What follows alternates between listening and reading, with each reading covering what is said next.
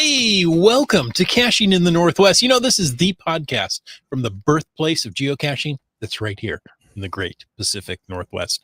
Now, it's Thursday at 9 p.m. Pacific, and they call me Chris of the Northwest. And one of these days, I'm going to figure out why. And what we're going to do tonight is we're going to talk about geocaches and geocachers from here and all around the globe.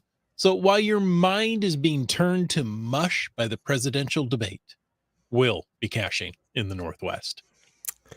That's right. And, you know, those sharp viewers that are in the live video feed there will probably notice that, well, it's time to bring in a monkey, but we ain't got no monkey tonight. There's no monkey business here. This is a monkey-free zone tonight. So tonight we're going to talk with Keith from FTF Magazine, but he's not here either. So, Keith, if you're out there, it's time to join the podcast, my friend. And if you see this next Tuesday, it's too late. Actually, if you see it in half an hour, it's too late. But, well, no, half an hour. You could join. Anyway. Maybe. Yeah. Something, the powers that be, the noodles of the universe. Oh, the spaghetti monster theory? I don't know what it is. All we know is that he was supposed to be here tonight, and I'm going to give him the benefit of the doubt. Something must have come up more important. And so, it's me and this guy over here and all you fine folks in the chat. Hey, wait, that's me. Let's talk about geocaching and geocachers from here and where? All around the globe. Oh, I knew it. I just couldn't think of that. Yeah, I know. So I say it a lot. Whether it's Land Monkey Guest, Chat Lucky, full show, or whether it's just the twos of us with you fine folks, no matter how big the show is, we always want to give you a quick reminder. It's time to appreciate the support of our patrons because they help keep this podcast coming each and every week. And of course, special thanks to Land Sharks. They are one of our corporate Denali level sponsors. You can check out all they have to offer at landsharkswithaz.ca. And if you're over in Esquimalt, BC, go check them out in person. They got a great store and a fun geocache right out in front. I think, has it not been Geocache of the Week before featured? Oh, it has been. I thought so. Yeah. It's world renowned. Yeah, it's a good one. Mm-hmm. And without further ado, the other corporate Denali level sponsor, well, that would be Gold Country Geotourism. You can visit exploregoldcountry.com. Whether you can visit Gold Country in person yourself or not, you can still visit exploregoldcountry.com and learn more about the geo tours, the whole region up there. And hey, they have, I'm told, a pretty awesome app. So go download the app, learn all about it.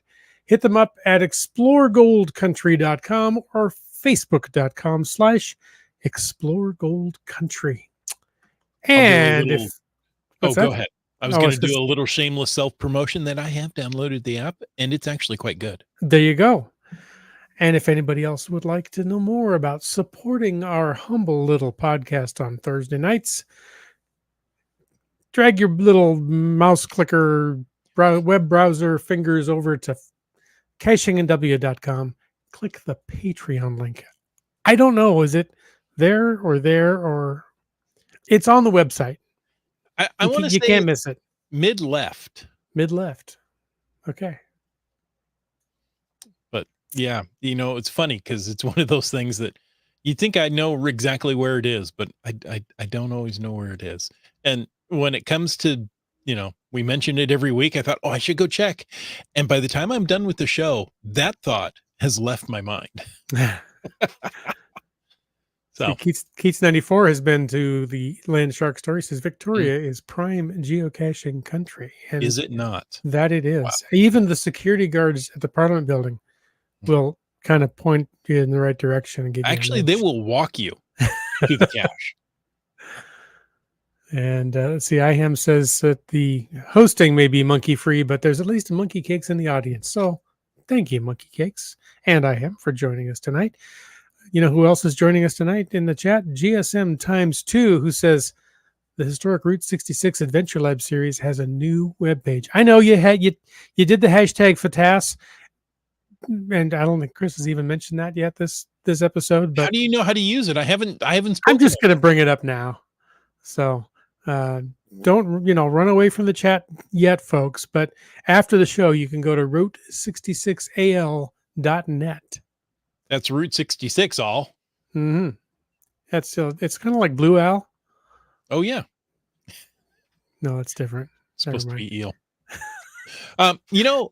You might even be able to find a kitty quest in Victoria. Rumor has it. You've got to be quiet and whisper. I think I have met a kitty quest in person at the Land Shark store. So, all right. Wet Coaster and Greenwoods have been to the 3 Land Shark stores in Esquimalt. Have I been to? I know I've been to 2. I've been to 2. I don't think I have been to 3. They're all awesome. There's only one currently. Don't mistake that for thinking that they have 3 locations. Mm-hmm. They have throughout their history moved a couple of times. So if you're thinking, oh, I got to get to all their locations, one is all of their locations because there's so much awesomeness there. You just, Well, they've got a great location right now. I would be surprised if they moved again, but if they did, it would be good because that means business has grown and they need more space. That's right. All right. Well, do you want to hit up any hashtags there or?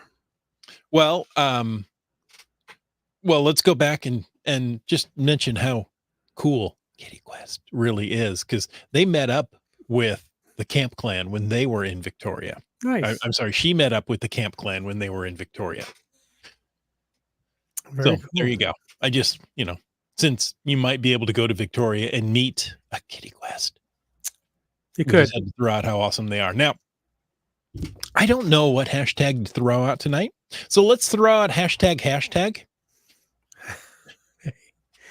You have to spell out one of them, and I'm not telling you which one. It's like the Department of Redundancy department. Yeah, exactly. Yeah. So, I like I say, we were going to have a guest on tonight. You can probably tell who it is by the name of this episode, but it will change by the time it's posted. And of course, you can use the hashtag FTAS to bring up anything in the after show, which is pretty much all of the show right now. It's kind of an all after show. Yeah, it's kind of that. We've got a couple of topics that, have come in at just the right time that we're going to talk about. Mm-hmm. But let's start with some news, shall we? I think we shall. Let's see. This first news story is from the registerguard.com. I'm not sure where Register Guard is. My guess is in Eugene. That would be a good guess because it says legendary local runner Steve Prefontaine was expected to take home gold in the 1976 Olympic Games. But in 1975, he was tragically killed in an automobile crash in Eugene, Oregon. He was 24 years old. There is a small memorial called Pre's Rock that sits at the site of that crash, and it's become a place of pilgrimage for runners. People leave behind memorabilia like worn-out running shoes, racing bibs, medals, jerseys, flowers, and more. And I have a hunch that there's probably a geocache at that location. In fact, I know there is. Ding, ding, ding. GC9 Alpha Alpha 89. There's an engraved stone plaque at that location. It features a black and white image of Pre, as he's known to the runners community, and it reads, "For your dedication and loyalty to your principles and beliefs, for your love, warmth, and friendship, for your family and friends, you are missed by so many, and you will never be forgotten." So he's buried at Sunset Memorial Park in his hometown of Coos Bay. And he's being remembered here before the Olympic track and field trials were set to start in Eugene, Oregon. And did you say before the show that that's coming up again? Or is that what I understood? Or am I mistaken that? I can't remember if it was yesterday or today. Okay. The Olympic trials for track and field, which he would have, qualified for in his heyday there. Yeah. But they're set to start in Eugene, which is where he's being memorialized. My wife and I went there for the geocache, and I was shocked at how kind of emotional I got, hearing the story, reading. I never heard of Steve Prefontaine, prior to this geocache. And so that was my introduction. And I was like, wow, that's really cool. The 1976 Olympic Games, I had to check, Summer Games were in Montreal. There you go. Olympic trials have been going on in Eugene since at least Sunday. I would say they'd be going on since at least 1975. Mm-hmm. But, Well, yeah. Well, and here's Kitty Quest, who we've talked about a lot during this show of a whole 11 minutes now. We've mentioned her name several times. She did that virtual. It was cool. She says, though what happened to him was not. Yes. Thanks for clarifying that. Yeah. So I just saw that pop up in the news because there is, they showed, I don't know, 6 or 8 pictures. And the last one was 2 geocachers that. Oh, nice. I was going to say, I just pulled up the article. There's the, there you go. The plaque there and all for lots of stuff. It's a very small winding road. Uh-huh. So there's some race numbers. Yep. Go Geaux. And I see what they did there. There you go. So yeah, if you're in the Eugene area, do this geocache. You can drive right up to it. Of course, it would be better if you ran up to it. There's the picture of of Peggy Hansen and Warren Berg, I would say. Yeah. He visited Prees Rock on Thursday with their geocaching app. Huh. Very cool. So anyway, it popped up in my feed and I thought, this is cool. This is a great time to remember him, especially during the Olympic trials being held in that town. So now the next story we have, I had to include because, well, let me read it and then we will comment. Okay. The headline says person falls 40 feet into blackberry bushes in Silverdale. The person was taken to the hospital after falling 40 feet into blackberry bushes. On Wednesday, crews from Central Kitsap Fire and Rescue answered a call from a person who fell into blackberry bushes on Anderson Hill Road. The crews arrived and they located the person, but were unable to reach them without using a rig to get down to the person. So it's quite a steep fall. I guess. It does not mention geocaching. Yeah, but bushwhack in, trail out, right? In this case, bushwhack in, fire truck lift out. Yeah. So I read that and, okay, I admit I giggled, but at the same time, I really felt sorry for the person because, falling 40 feet is no fun. Right. Into blackberries, just compounds it. So I was going to say, falling into blackberries, no bueno. Falling 40 feet, no bueno. Doing both, muy no bueno. Man, you are so international. Thank you. And the first thing I thought is they had to be geocaching, right? They're looking at their phone, not paying attention to their next step. And my question is, did they get the FTF? That's right. I have often thought, Keith says, that's a spicy fall. Oh, yeah. No bueno squared? I think so, yes. No bueno times no bueno. People that speak multiple languages are called polyglots. And people that speak one language are called Americans. You're right. Exactly. I've often thought if I take a geocache, toss it into the middle of a big blackberry patch, somebody's going to go in there and find it. Somebody will. I know it would be cruel and unnecessary.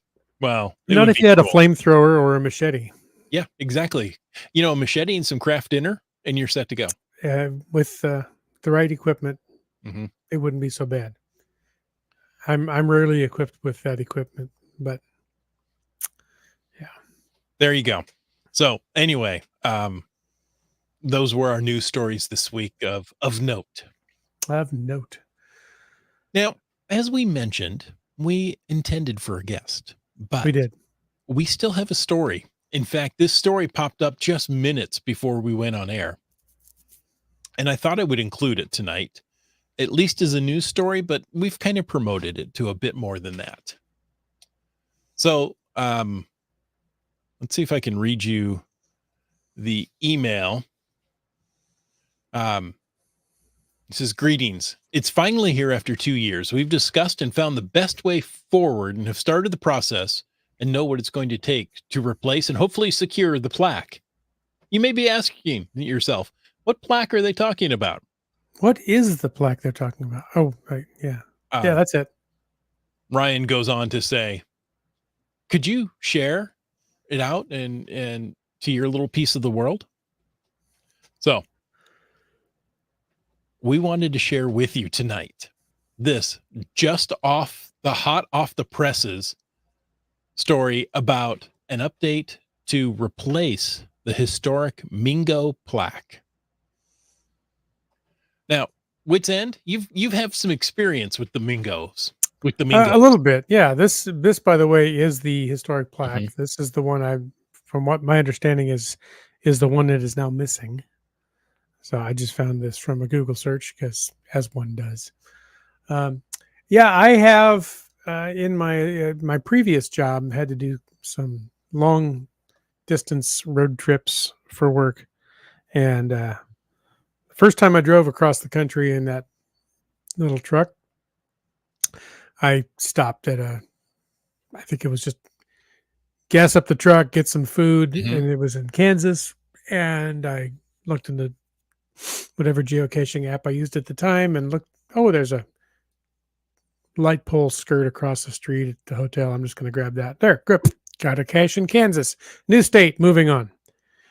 And I tweeted out that, hey, got a new cache. Added a new state. Didn't think anything of it. I want to say it was IHAM that said, that doesn't look like Mingo. And I replied something very intelligent like, what's a Mingo? Because I haven't really followed a lot of the numbers and histories and all that kind of stuff over the years. Fast forward a year, I read up about Mingo in that time and learned that, oh, yeah, it's the oldest active geocache. I'm like, that probably, yeah, it was IHAM. Thanks, IHAM. It was one of those things I thought, okay, he's right. I should have done that. It is the oldest active geocache. That is kind of significant, even for me that kind of ho-hums all the, ooh, it's the first one that ever had a left-handed screw in a blue ammo can under a raspberry bush. It's like, Oh, you did not go whatever. there. So fast forward 1 year, I had to make another cross-country road trip. Took me across Kansas again. This time I went to Colby, Kansas. And it's hard to miss because, well, let me see if I can find the one picture I was going to share. Yeah, this one. There's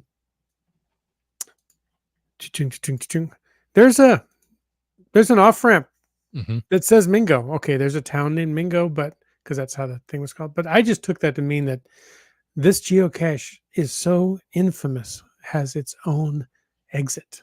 Well, and of course it does. Why wouldn't it?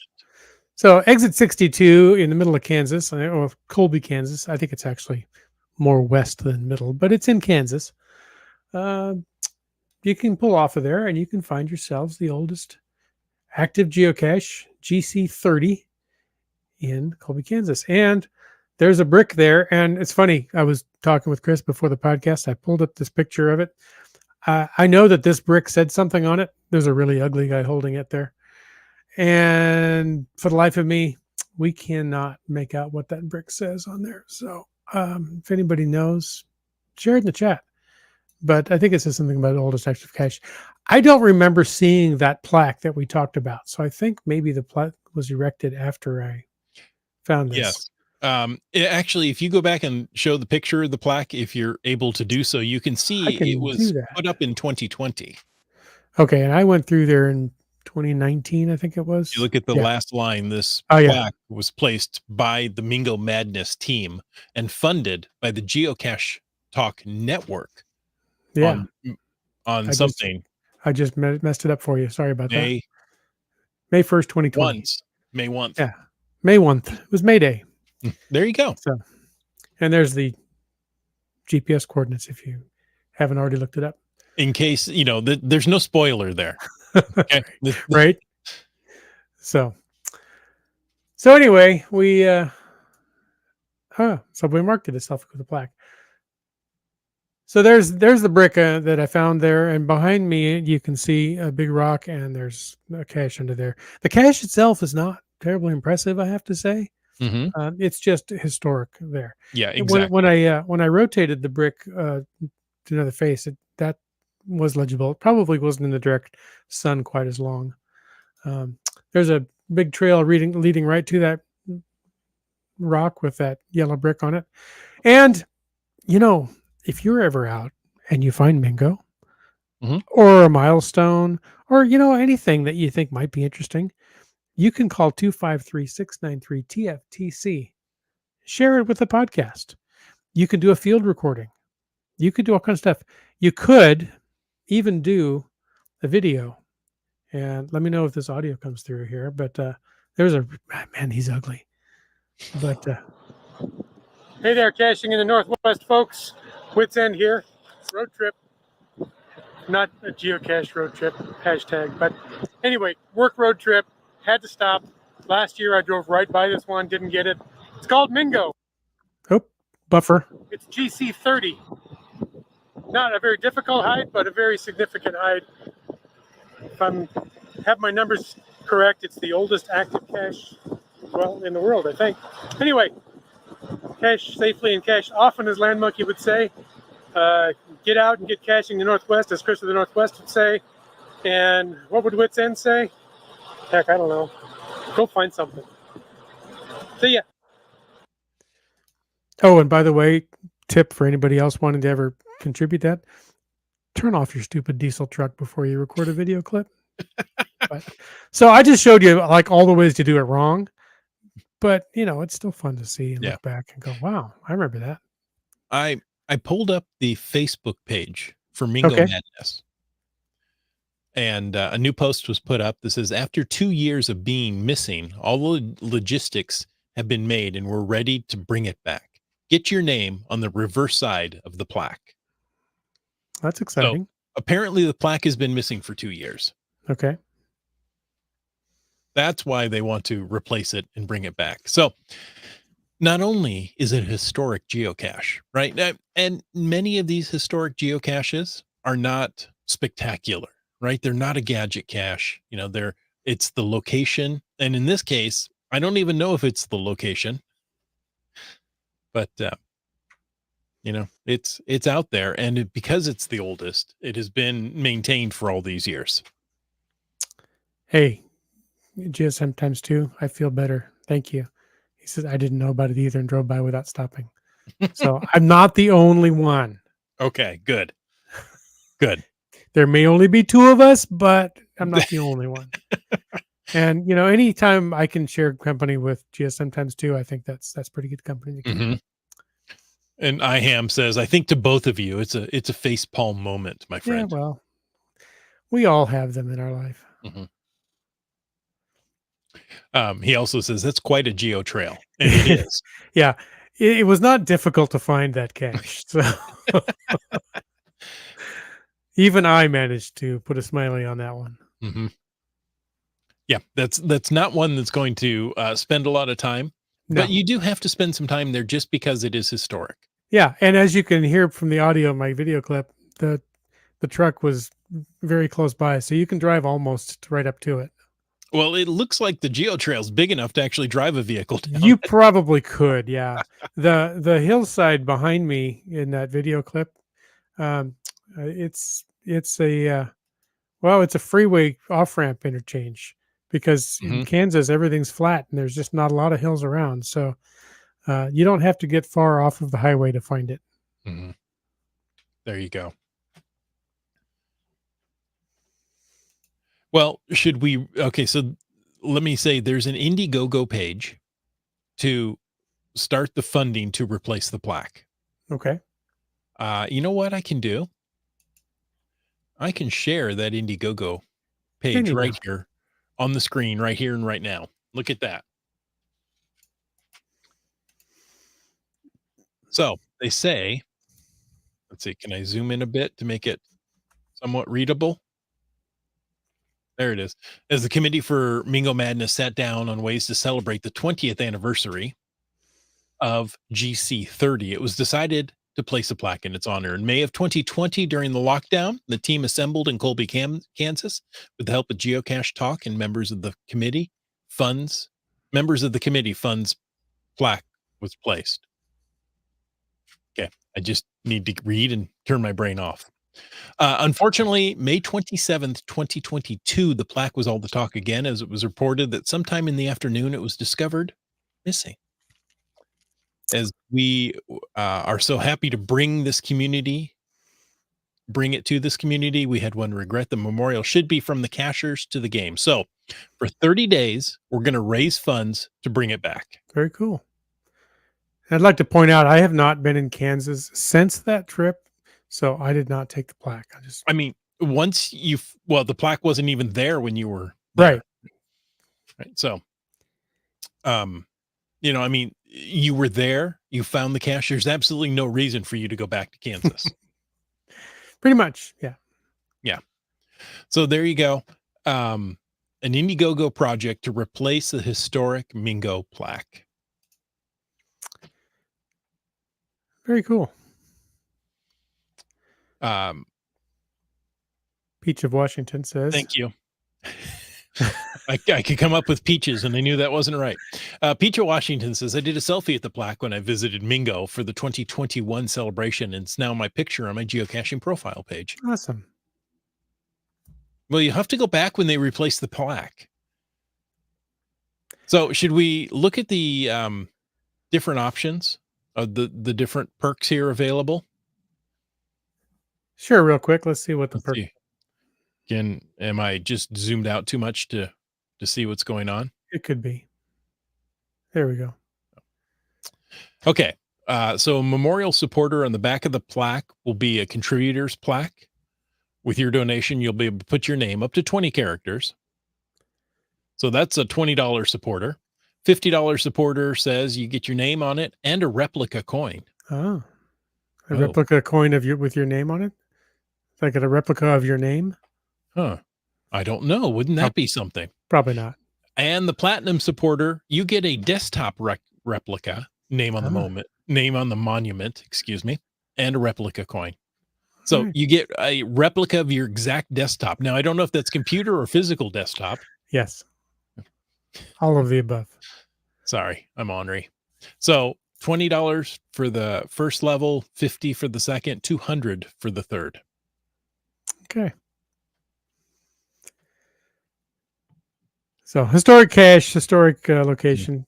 It's kind of fun to stop there. And, hey, if you throw a little money at getting the plaque replaced, get your name on the back, then when you go stop by there and find it, you can say, hey, look, my name's right here. I'm just thinking, is Chris of the Northwest 20 or more characters? Can you claim it as a find? You can say, well, there's my name. It's there on the plaque. I love it. So they are looking for a flexible goal of $3,500. It seems reasonable. White Coaster says, I don't want a replica of my desktop. It has too many icons on it to even see the wallpaper. Right? I have worked on workstations like that. I remember one where they were like 5 and 6 icons deep. They had overlapped each other, and I'd never seen that before. Okay, so that was our story we wanted to share with you. Indiegogo campaign for the Mingo plaque. Does that make it a Mingo Go-Go? Indie Mingo? Indie Mingo. I don't know. Okay. IHAM wants to know, is there any news regarding the Fuel the Spaceship souvenirs for the summer? And, I know that the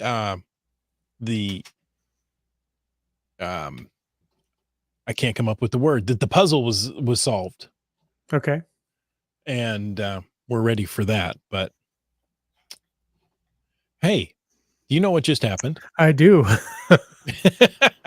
Well, hello there. How are you? Hey guys, how y'all doing? Good. Oh my God, I got caught up in some stuff with my grandson and the crazy debate on, and man, I just maybe it's just old age. I'm not sure, but I'm here. Well, Keith, thank you for joining us. Number one, and number two, real life always takes priority. No worries. We're just going to rewind and start the podcast all over from the beginning. No, it's all good. Thanks for joining us. Well, glad to be here. I'm sorry I'm late. No worries. Hey, We'll just talk really fast. so since you're here, tell us who you are. Maybe for those who aren't familiar with you, a little bit about yourself, a quick introduction, how long you've been geocaching, and have you found Mingo? No. I've had the opportunity. I went through Kansas at one point, but I was so afraid of a storm front coming through and getting blown away that I didn't make it to that particular cache. But I started caching in about, I think, 2009, and basically just had an iPhone. It was pretty primitive back then. I didn't have much luck trying to find the first cache I found, or tried to find. But actually, the iPhone, when it did come out with the geocaching app, I was able to kind of kick into gear. And it was pretty much 2009. I think I found my first cache in 2008. Got interested in it and been doing it ever since. Very cool. Well, your claim to fame and the reason you're here, right, is FTF Magazine. A lot of people, print magazines have gone the way of the dodo, but FTF Magazine is alive and well. So do you have like a short, maybe elevator pitch for any listeners who haven't seen the magazine or haven't heard about it, and tell them what it's all about? Well, the best thing about the magazine is it's the content comes from the readers themselves. So if you want to be published in a magazine, and this is your opportunity to do so, because it's I don't know, that's probably the biggest thing. Just the fact that the readers are the ones that are contributing. To me, that's what makes it interesting. Mm-hmm. It's not me just coming up with stuff that I believe in. It's actually the things that are important to the people that are subscribing. Keith, that's exactly what we do here on this podcast. We don't talk about things that are necessarily, important or interesting to us, but we like to get that input from our listeners, just like you like to get your input from the readers. And I think that makes the conversation happen across whatever media we're talking about, be it podcasting or magazine. So I met you at Geo Woodstock, the recent one in Flagstaff, which I have to say was fabulous, right? Weather was great. The event was held well, really well done. And I was, other than the wind, you had a nice table set up. No, it wasn't just the wind. I actually had my tablecloth that I'd bought to put on the table was like a metallic material. And the people's faces, when I looked across the table, were lit up by the sun. It was like they were blinded by the glare. So I learned my lesson. I'm going to buy a non-reflective tablecloth next time. There you go. I don't remember that part of it, so I must have come to you in the afternoon after the sun had changed directions there. You're fortunate. What is your role at the magazine? The guy that's on the street corner and he's got the drums and the trumpet and he's stomping, tambourines with his feet. That's me. I do, the production, I do the editing, I do pretty much everything. like I said before, the readers themselves send in the stories. So most of the work is done by them, but I do an awful lot of work after the fact, basically editing and, going through, and what an editor does is go through and, correct the grammar and things like that. Most of the people that are sending in stories aren't professional writers. So I do a lot of work just trying to clean up stories and trying to make them more interesting just by, cutting out some of the stuff that's basically whittling them down to the most important parts of the story, to make it as appealing to the other readers as possible. Yeah, whether it's video production, audio production, podcast, print, there's always so much more work that goes on behind the scenes that people don't realize. Hours and hours to bring a quality product out. Do you have a long history with print publications? I do, actually. I used to do, I worked for an ad agency when I was first out of school. We did Stardate Magazine, which is the magazine for the McDonald Observatory in Texas. So when we started that magazine, we were literally on the cutting edge of digital production. I remember us doing the first digital, like going straight from computer. We were using a PageMaker or something at the time. And we sent it to the press, and we had to deal with all these issues of, how the colors, how the different plates align properly and everything. It was all new at that time, doing it digitally. So we had a big learning curve there. But that was my first, kind of magazine publishing experience. Really cool publication. And beyond that, I didn't really jump back into. I was a graphic designer, but I didn't really jump into magazine publishing again until I started publishing this magazine in 2010. Well, okay, that was my next question: is how long has this magazine been in print? Since 2010, so Wow. 14 years now. I would like to say that there are 14 years worth of 6 issues per year, but I get behind every once in a while, so I'm not. My issue count doesn't quite match up with my years in production count. That's the same. That's true with podcasting. We I was just gonna don't like to say, admit it. Yeah, it's kind of a one-man band in terms of the production part of it. It's really hard to stay on track and keep that bi-monthly thing going. I mean, sometimes I just don't have enough stories. Sometimes I don't have enough time. I have another job. There's a lot that goes into it. Sometimes you need more glows, all those kind of things. So you mentioned that the stories come from geocaches themselves. And I just heard you say sometimes you don't have enough. And we know that. Absolutely. Yeah. Sometimes. If somebody's listening and says, hey, I can write a pretty decent story. I've got some geocaching, history and things that I think would be fun to share. How does somebody submit their story to you to get it in there? And do you have like just a, small group of people that you accept stories from, or can anybody submit a story? Anyone can submit a story. If you go to ftfgeo.com, you can subscribe. You can submit a story. You can say, I found Spartacus in the magazine. All those links are there on the website.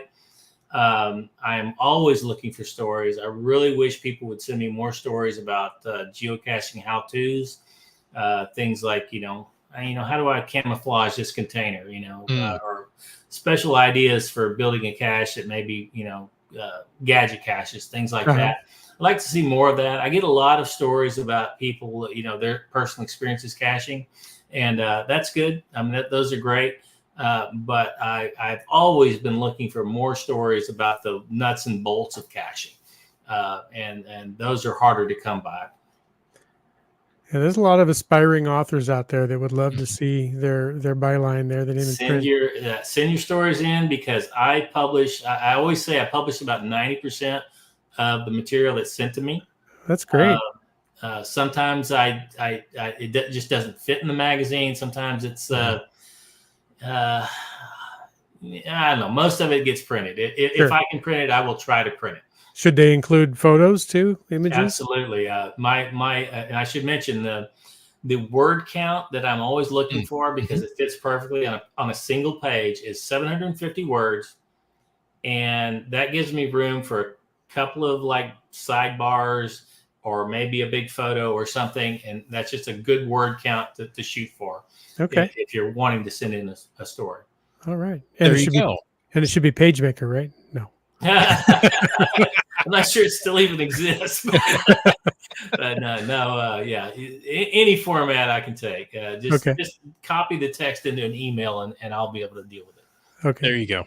Yeah. That's so much easier than how it used to be done and having to set it up. And I remember using PageMaker. Yeah. It's burned into my brain, but I think that was like one of the very first ones. Oh, yes. Because I was right there when the first Mac 2, I was working on a Mac SE, these tiny little, the little classic Mac, tiny little thing, the black and white screen. And when we first started all that, and it was PageMaker. And now your phone is so much better. Yeah. Your watch is probably even better than that computer back in the day. Absolutely. Okay.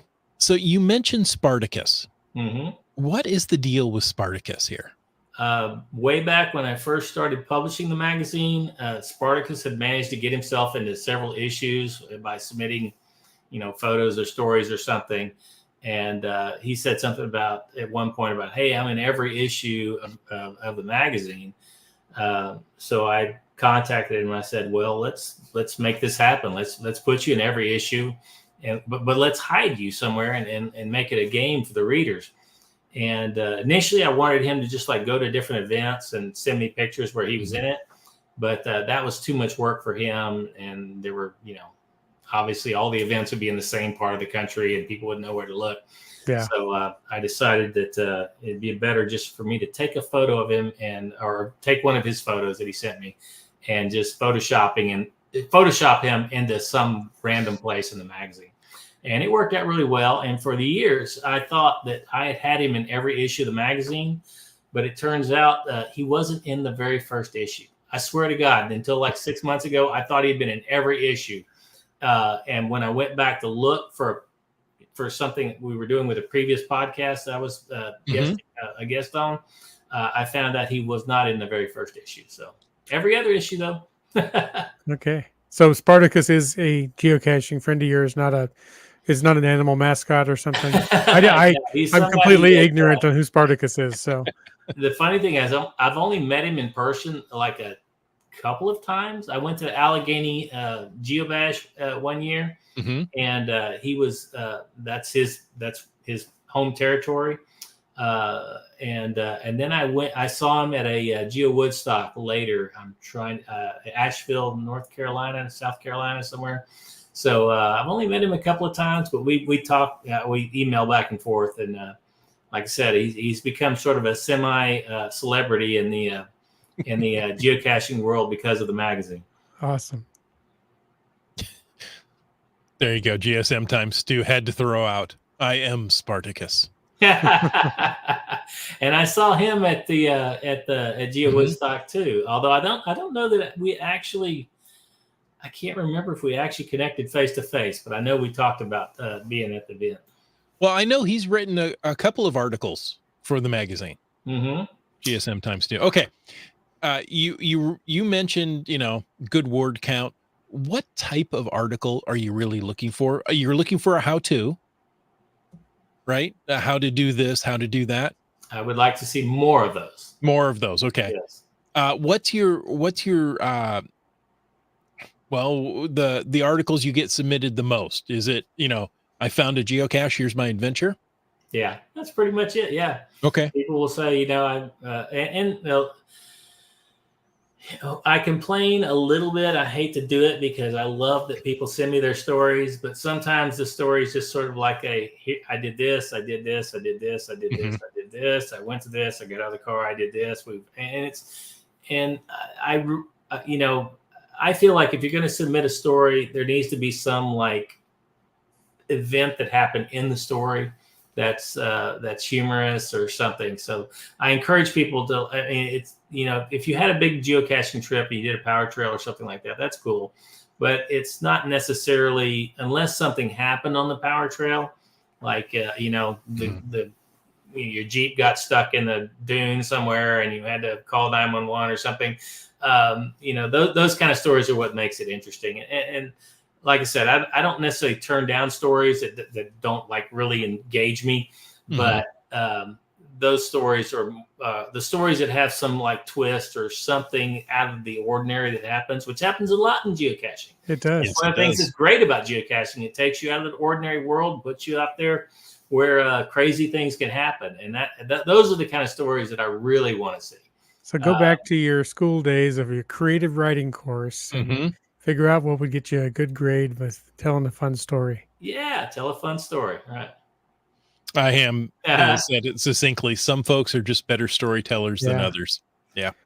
Well, and in that respect, I get some.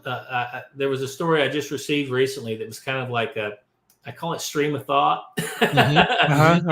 And so my challenge as an editor was to go in and say, okay, what parts of this story are engaging, and I rewrite it, even though I've made a big deal about like, I'm going to publish your stories in your words. I say that in some of my marketing material.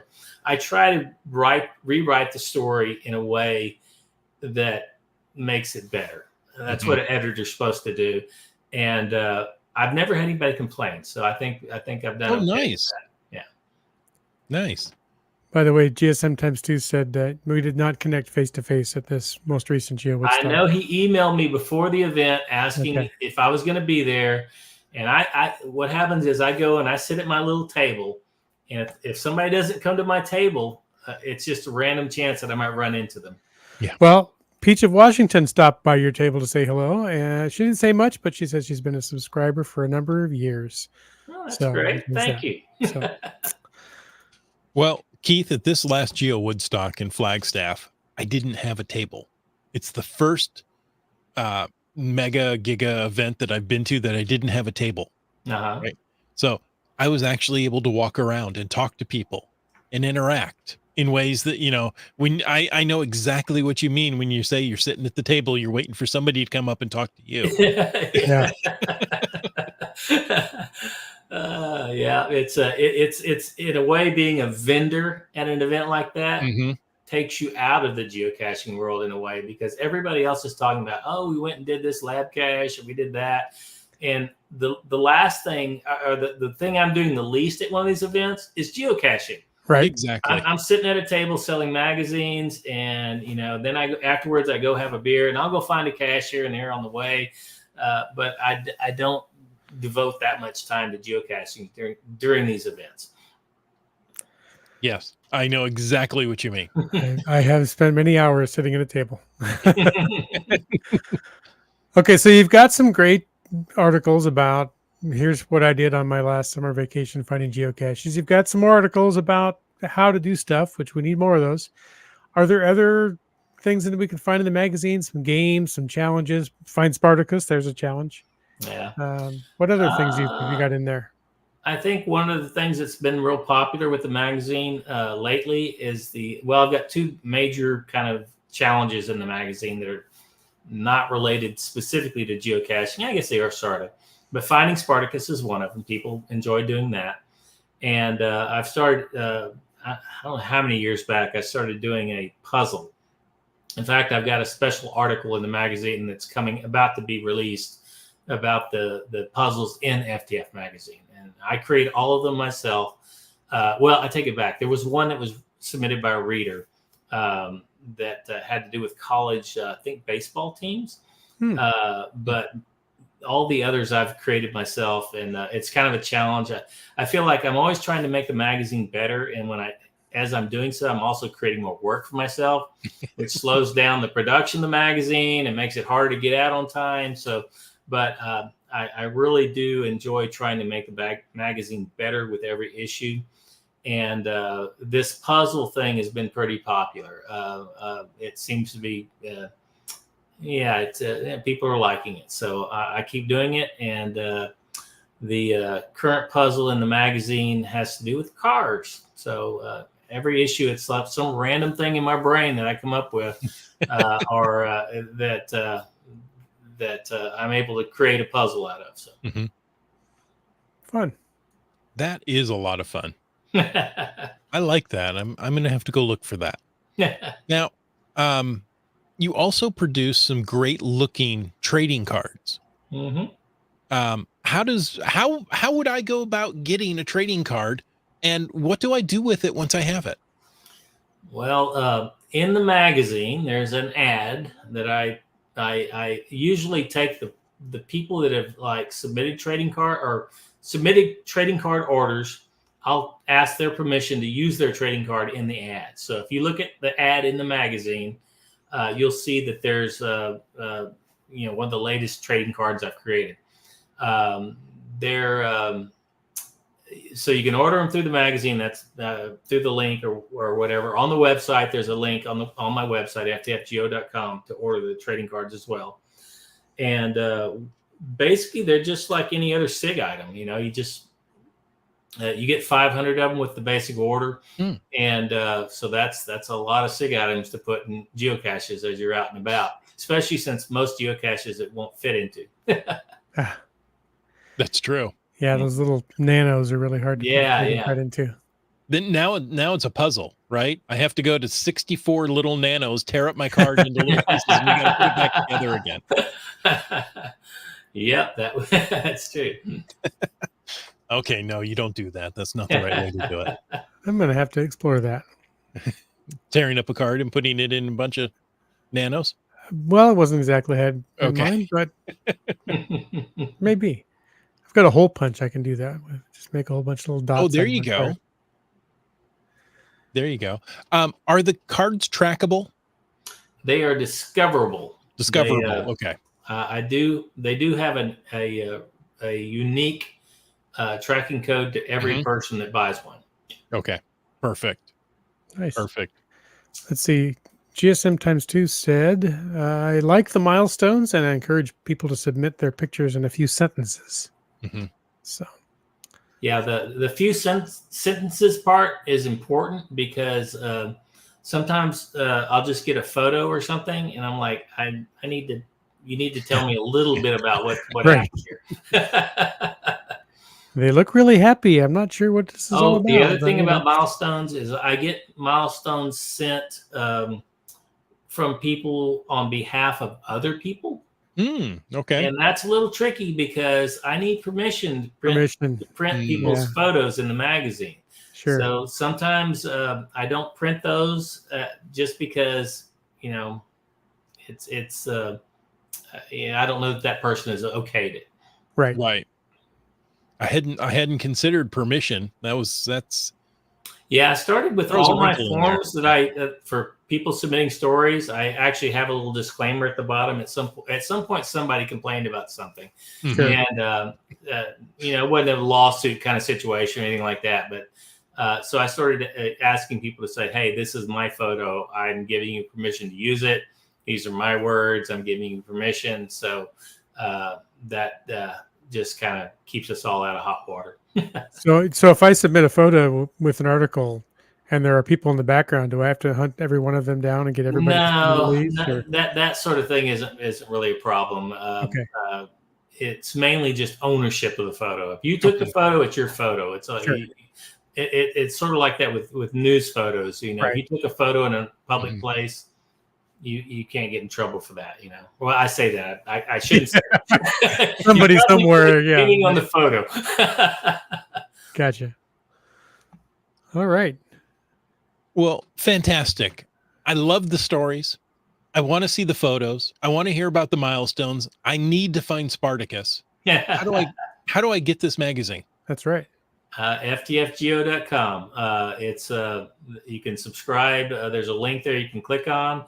It goes through PayPal, but if you don't like PayPal for whatever reason, there's a little link you can click on for paying with a credit card. It still goes through my PayPal account, but you can use your regular credit card. Fantastic. How much does it cost, and how many episodes? How many magazines per year? Yeah. There's 6 issues per year, theoretically, if I can keep on track. It doesn't matter because you're getting your 6 issues, whether they're delivered within a year's time or not. So it's really the issue count that matters. What was the other? What was the other part you asked me just now? How much does it cost? $24 a year. I did create a different pricing structure just recently. I created 3 levels. The basic level is the $24 a year. You get your 6 issues, and you get a free swag pack, which includes what I call my cryptozoology pad tags, which the current one is, I don't know how many of these I've created now, probably 20 or 30 of them. But the current one is the Dover Demon. Oh, and I'm about to the point where I'm going to have to create a new one because I'm almost out of those. But you get a swag pack with some, my little trading card and some stickers and things like that, and that path tag.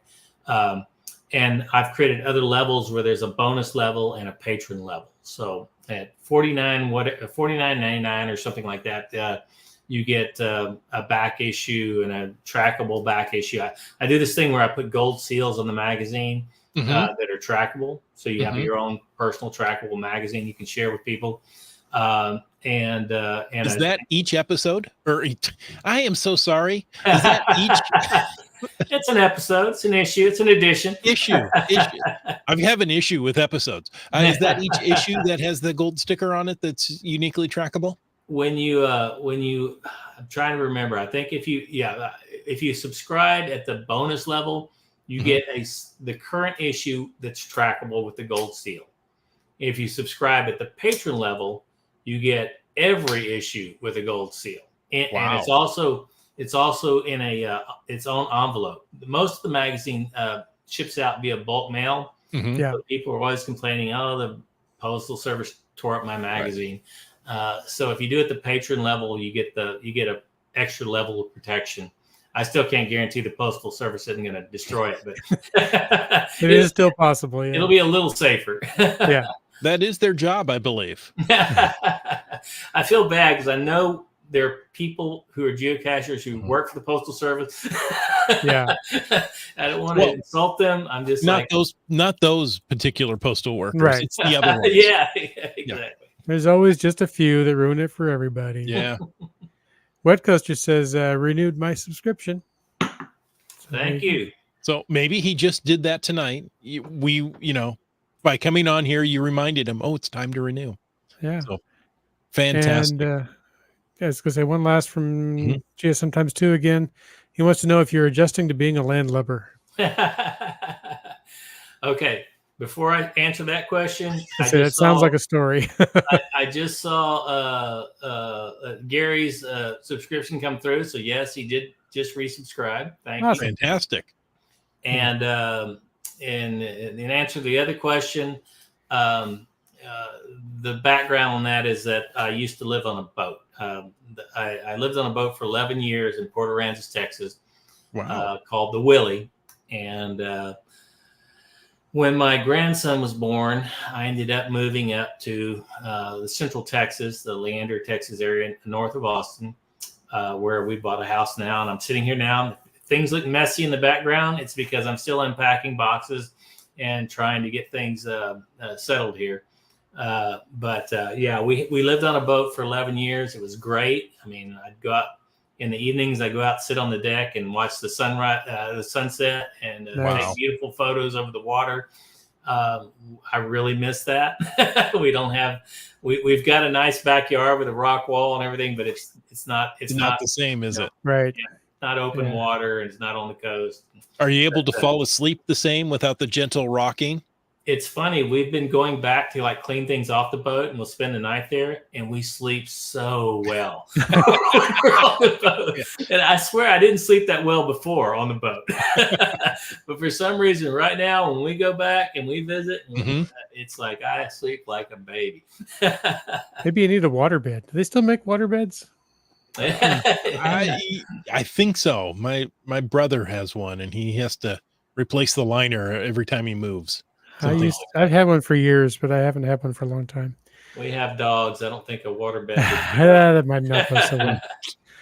Hey, Kitty Quest does want to contribute that. Just a note, if you don't know, if you're not in the U.S., the magazine is digital, not a hard copy. Is that accurate? That's a good point. I used to send the magazine overseas, but it was expensive. I mean, it was like $8 or $9 just for shipping to send it overseas, and that was fine. I just charged people more, and people were subscribing to it.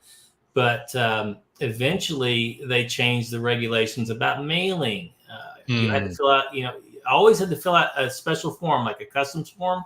Mm-hmm. But then it became just levels of bureaucracy, and it got more and more expensive. And I just I don't have enough subscribers overseas to justify the extra work in doing this. And it was just, it was more than I could handle as a one-man band. So I basically told people, it's funny though, people say that print publications are on the decline, that nobody wants to see anything print anymore. But when I offered all these international subscribers free subscriptions for like 2 years, if they would let me convert their subscription to PDF digital, none of them took me up on it. Wow. I had to force the issue. I'd say, look, I can't do this anymore. And I lost some subscribers as a result. Sure. But it amazes me how many people really want to have a magazine to hold in their hand. Yeah. And to me, that's part of what's nice about having a physical magazine. Anybody can get published on some website somewhere, anywhere, and somewhere, anywhere. But being published in a physical magazine that you can show to your family is so much better than just, my picture's on a website somewhere, So that's I found out how important that was when those international subscribers didn't want to switch over. But right now, you can still get an international subscription. It's a little bit less expensive than the regular one, but I deliver PDF versions of the magazine. But you also get your swag pack. So I send them the crypto path tag and the swag pack. And some of them were surprised to get that. Well, we have a lot of viewers in Canada, so that was an important. I feel bad about Canada too, because they kind of got swept up in this whole thing. They weren't quite as big a problem as overseas, but it was still, they're just not enough to justify. You obviously haven't met all our Canadian listeners if you say it's not that big of a problem. Yeah, Wed Coaster is up there, and he says, I'm fine with the PDF version. I'm glad. Thank you. So that just made me think of one more question. I know we're running a little long here, but let's say I submit an article and you print it, and I look at this, Mom, I got a print magazine with my article in it. Can I buy more copies of just that issue so I can hit it to all my friends? Yeah. On the website, there's an option basically, I've set it up to where you can buy a subscription and you can say, hey, I want a copy of the current issue also. Okay. Or you could just not buy a subscription and just buy the current issue. And of course, you can always email me and say, hey, I want 5 copies of this for my family, and I'll make that happen as well. Nice. So. Fantastic. Okay. I have one more question. How did you fit the printing press on your boat? I used to have the magazine printed by an online digital printer kind of company, and they did something at some point that messed me up. They didn't deliver properly or something. So I ended up switching to a printer in Corpus Christi, which is just near 30 miles from Port Aransas. It was a printer I'd worked with in my professional life as a graphic designer, and the guy basically said, hey man, if you're having this stuff printed online, let me quote it. I'll match their price if I have to. And so this is the guy I trusted, so I had him print it, and he takes care of all the mailing and everything. So I used to mail it out myself. But when the very first issue of the magazine was only 300 copies because I didn't know if it was going to fly.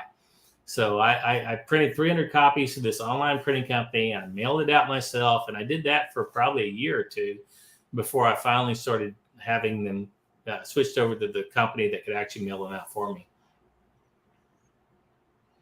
That seems like the way to go. Yeah, I've- definitely. Yeah. Get that people you trust. Yeah, exactly. And somebody that you can see face to face, right? And Yes, say, hey, sir. here's what I want to do. Can you do like I this? said, somebody I could trust. Yep, exactly.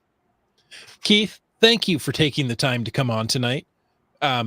This was great. I'm glad we've learned more about the magazine and all its issues. See, I got it right there. So once again, where can people go to find FTF Geocacher magazine? Can't go to the bookstore. There aren't enough geocachers in any single place to justify putting it in the libraries or anything. So ftfgeo.com. And, I'm a geocacher. I can't find a bookstore anymore. Right? Maybe if somebody put a geocache there, I might be able to find one. There you go.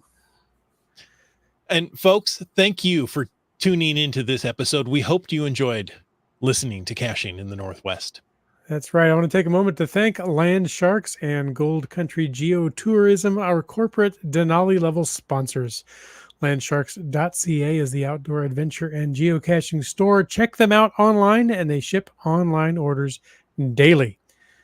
And for absolutely amazing geocaching adventures, check out exploregoldcountry.com.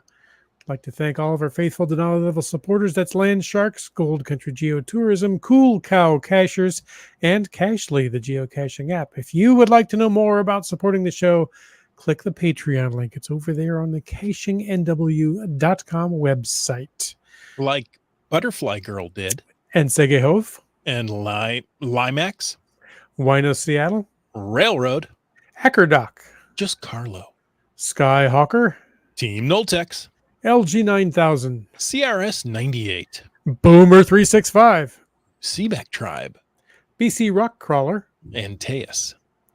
Genies. Logwork. Kitty Quest. GeoNav Pro. Nervous Energies. GeoBirder. Geocaches. JCar. Green Words. Ari 5 4 3 2 1. UDAC. GSM ×2. Trexter. Mountain Bike. Doramore. Kid Vegas 19. B Pendragon. Wet Coaster. The Camp Clan. Just finding our way. Whidbey Island Gal. Terrible Tees. You Talks to Rocks. MC3 Cats. Flagman. Subway Mark. M-Nerve. And of course, Gas Station Tuna. Folks, thank you so much for taking the time to listen to this episode of Caching in the Northwest. Your support helps keep the quality shows coming. So if you like the show, please click the Patreon link on the CachingNW.com website. And if you didn't like the show, let us know what you want us to talk about. But if you like the vibe, please subscribe wherever you get your podcast and give us a review. Now, if you were in a restaurant, you would tip. If you were in a live audience, you would clap. But since you're on a podcast, leave us a free, fast, fabulous, fantastic 5-star review. And of course, you can always call into 253-693-TFTC and leave us a comment, ask us a question, or write a magazine story any time of the day or night. And of course, you can email us at feedback@CachingNW.com. Join us every Thursday night at 9 p.m. Pacific for a live show and chat. The show is produced by Chris Humphenauer, Jim Paulwitz, Jay Kennedy, and Brian Lang. And those last two weren't even here this episode. This show's licensed under a Creative Commons Attribution 3.0 license, copyright 2024 by Chris Humphenauer. And folks, I ask you to stay tuned for The After Show. Breathe, man, breathe. My lung capacity has really increased. So, Keith, we often hang out here with our chat room. We're still on out there in the ethers, but let's see if anybody has anything for the after show notes. I think I saw. Well, we'll start off with GSM ×2, who says, I've been to Books and Birds at Bart's bookstore. Okay. There's a geocache there in geocache. Gotcha. California? Yes. Ojai? I think it's in Ojai. I think it's in downtown Ojai. After we've been driving around with GSM ×2 for a while, I have no idea where he takes me. GC6 Zulu Delta 99. Yeah. So he also fantastic bookstore. Now, we're from the Northwest, right? We are. And that's in California in Ojai, where it's really quite dry. And they have shelves on the outside of their building. just with the eaves covering it, no other protection. I'm like, how can you do that? Their annual rainfall is significantly less than yours. That's the reason. Yeah. The after show comments, Keith, before you popped in, we were talking a lot about Mingo, and there's a historic plaque there that was stolen, and there's a fundraiser been started to raise some money for that. And GSM Times 2 says the Mingo plaque Indiegogo has some funds in it. Thanks to Caching the Northwest viewers for getting that ball rolling. That's good. We had, I don't know if you were aware, but I've got a story in the Current magazine about some local cachers here in Texas who lost their home to a tornado during Geo Woodstock. So I think I saw something about that online. Yeah. Yeah, that will be featured in the magazine.